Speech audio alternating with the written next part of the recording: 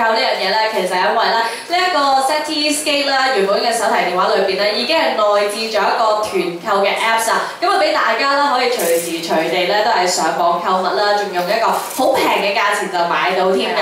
嗱，仲有喎呢一個4.3寸嘅螢幕，對於你嚟講，你覺得有啲咩好處先？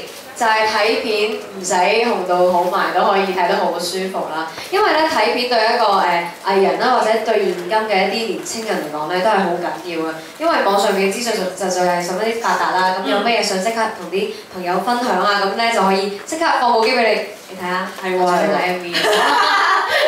咁就可以一齊 share 啦，咁仲有呢一個咧，最犀利就有800 MHz 嘅處理器啦。有陣時可能我哋用其他嘅手機睇下片，突然間彈咗出去，或者無端端就要係啦等咁樣，但係呢一個咧就完全冇呢一個問題。係啊，全部都係運作係好 smooth 嘅，即係可能係上一啲網上面嘅睇片嗰啲咧，都係全部好流暢咯。係嗱，雖然咧即係我哋就話個 mon 好大啦，其實但係呢一部電話咧都可以話係嬌滴滴嘅喎，因為其實咧佢係非常之輕巧嘅喎，即係得148 gram 啦，咁所以你咧擺喺個褲袋，我見你頭先係完全係擺到個褲袋度啦，擺喺邊度咧都非常之方便咁樣去攜帶㗎。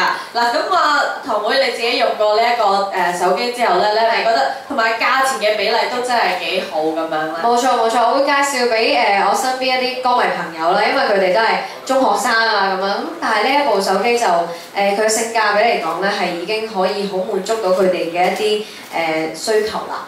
冇錯啊！咁不如呢個時候，我哋俾記者朋友影下你揸住部相機電話咧，影個相先啦。係啦，非常之靚嘅一部 SETI Skate 啦，一個智能手機㗎。記得啦，就係大家啦可以翻去啦，就係同你嘅朋友分享下今日我哋咧得到嘅一啲資訊啦。我哋着翻個電話係啦。我哋一齊望向中間嘅傳媒朋友嚇。